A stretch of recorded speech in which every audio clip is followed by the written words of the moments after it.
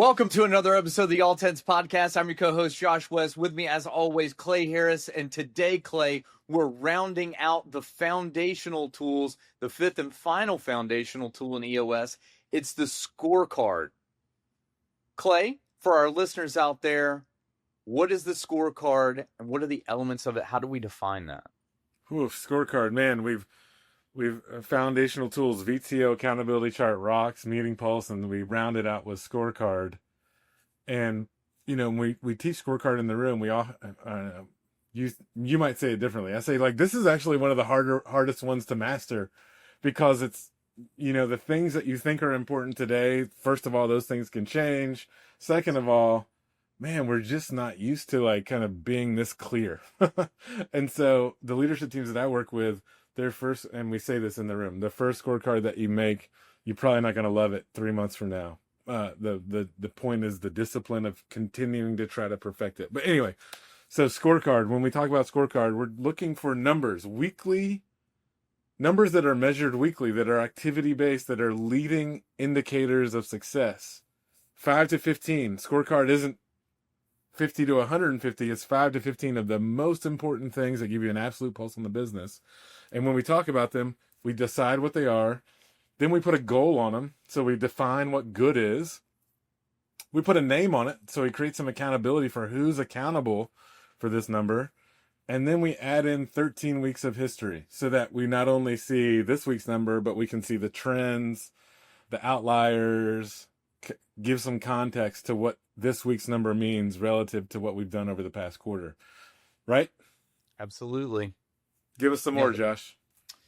So whenever I'm working with teams, one of the biggest issues I see them struggle with in trying to create a great scorecard is because it's dealing with a lot of numbers that I think they fall into the trap that this is reporting. And our scorecard is not a reporting tool. It is a predicting tool. And as you alluded to, we're talking about weekly activity-based leading indicators that are making us better predictors about whether or not we're going to precipitate the results that we're after. And anytime we ask for the suggestions when we're building the scorecard, it has never failed me that a team always wants to look at revenue. But revenue is the lagging indicator of all lagging indicators. It's at the end of the line of get work, do work, get paid. And not only is this not a reporting tool, but also it's not there to replace reporting. You are still going to close your books every month. You've still got quarterly and annual reporting. All of those numbers are waiting for you. This is so that we know if something is off track as quickly as possible that would prevent us from achieving our goals. So coming back to that revenue number, it's like, well, you likely know what your conversion rates are. So if there's a certain revenue goal that you're trying to hit, you can work your way backwards and understand how many qualified leads you need for marketing each week, so that if your sales cycle is 12 weeks long, then we know that we're on track to get that revenue number 12 weeks later. And so that's one of the things that I see people struggle with, is that it's not a reporting tool. This is a prediction tool. Also, as you alluded to, you said 5 to 15. So there's a lot of times where I see this get really clown card up and people want to have 30 or 40 different numbers that they look at, and that's simply not required, particularly at the leadership team level. As we migrate these disciplines throughout the organization, there will be department level 10 meetings, and commensurately, there will be those department scorecards where those details lie with that team and what they need to be looking at. But also it's what's worthy of your time as a leadership team and the executives who are steering the ship forward. Like, how many of those measurables do you really need to look at? And so less is really more there. What have you found when you're trying to build scorecards with your clients, Clay? Yeah, I think all that is spot on. one of the questions I ask when people bring a scorecard is like, all right, let's say the number's off. Like, what can we do about it? Like, what behavior are we going to adjust next week? Like, what is the thing that we're like, if how many times have you worked with leadership team and look at the scorecard and they're like, well, our CSAT percentage is supposed to be 94.3 and it was 94.2. And they're like, nah, I don't know. Nothing to do about it. So, one kind of thing is if you have a number that you think should be on the scorecard and when it's off, you don't really know what to do or it doesn't seem important, probably not a good scorecard metric, right? Because leading indicator, activity based, we can do something about it. And we know kind of what maybe the different plays that we might take when that scorecard is off is not hitting our goal. Like that's the thing where so I think that's one thing. And then there's a behavioral change that we can make in the next week. That's one thing. The second one is I think a thing that I hear often is like, well, there's a lot of noise and not much signal in some of these numbers. Cool, take them off take them off. And the time where I hear that most often is when I look at a scorecard and I see percentages or rolling averages or things like that, where like in the number there's obfuscation. Like when we're talking about checking in a number on the scorecard and we want to create some clarity, like numbers that have obfuscation built into them like are really hard to kind of dive into.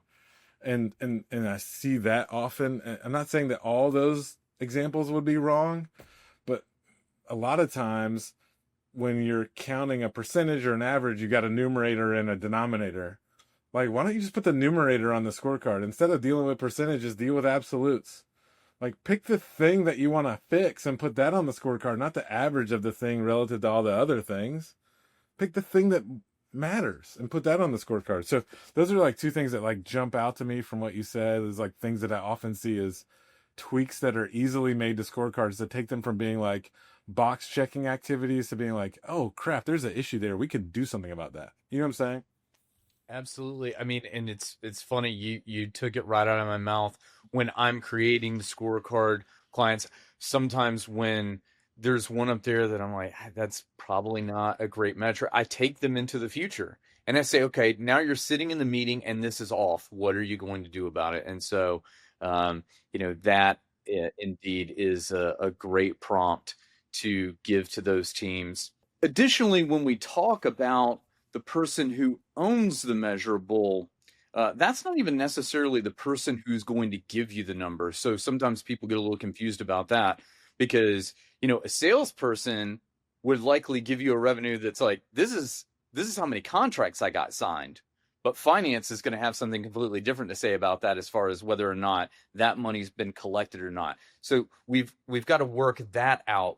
But when we make an assignment to the person that owns the measurable, when we're sitting in the meeting, if it's off, that's the person that we're looking to get the number back on track and to lead the charge. And that doesn't necessarily mean that they're going to be the only person to work on it. So if we're in that meeting and something's off in the marketing department, we're looking to the head of marketing to get it back on track, but they're likely to take that back to their entire team. So that may be a team effort in the marketing department to get that back on track. So, the assignment and accountability of the measurable is not even necessarily related to the reporting side of it, but rather, again, we take ourselves into what happens when it's not to goal. That's the thing, right? Like you said earlier, if it's a reporting thing, if I'm just curious about a number that doesn't go on the scorecard, we actually want to make changes about it. And also most leadership teams are used to getting like the P&L every month or every quarter or whatever it is. And the thing that I love about the scorecard is the name. You look at a P&L, it's got an account, it's got whatever like account it goes to in your finance system. And, maybe there's a budget number, maybe there's not. Sometimes you have goals, sometimes you don't. But that thing about accountability of like who is accountable for making sure that we're keeping this number at or above goal is the thing. We talk about this like vision, traction, healthy. We want to get people aligned around the vision. We want to instill discipline and accountability when we want to run a great company, when we want to achieve great things, whether it's our 10-year target or something on our 3-year plan, or even in a 3-year picture, or even something in our 1-year plan. We measure that. there's no way to get to some big measurable outcome if we don't measure all the things that happen along the way. And so, uh, don't shy away from accountability around weekly activities, because those are the building blocks to make the company accomplish the big, great things that are super exciting. You know what I'm saying? Absolutely. The Go ahead. I was going to say, I'll round this out, and my nugget to share with our listeners today is a lot in how we present this with our clients, and it's that each individual is on an island, and you can't communicate with anyone else within the organization whatsoever, and you're simply going to be handed this scorecard with those measurables and the data that's there. And the question to ask yourself is, does that scorecard give you an absolute pulse on what's working and what's not working inside of the business? And you've got a great scorecard when you can answer yes to that question. And I've even encountered business owners out in the world at networking events that are also running on EOS, and I'm always excited to talk to them about it. And that's one of the things that comes up where they say, you know what? I know I can always pull up that scorecard and I know what's going on inside the business. And it's just a nice, tidy, succinct tool for you to use to be able to accomplish that. What do you got, Clay? I love that one. My nugget is, sometimes I am working with leaders and they're like, man, weekly, that's hard. They're just so used to, monthly or quarterly reporting, and they just have trouble getting their head around weekly. And one of the other ways that we coach around building a scorecard is, all right, blank piece of paper, line down the middle, left-hand side of the paper, what makes a great week at work? Right-hand side of the paper, what makes a bad week at work? Just make the list. Because you're an entrepreneur, the list on the bad side is always going to be longer, because we just always think about all the things that go wrong, but that's okay. Make that list. What makes for a great week? What makes for a bad week? In those answers, that bulleted list is your scorecard. That's how you get to leading indicator, activity-based, things that you can count, that go on the scorecard that tell you whether or not it's a good week or bad week, and that's what we're going for. So that's my little nugget around building a scorecard. Man, that's a really good one, Clay. Love that one. Take them home. Scorecard for this is, I didn't make any mistakes that I'm aware of, so that's a 0, which is on target.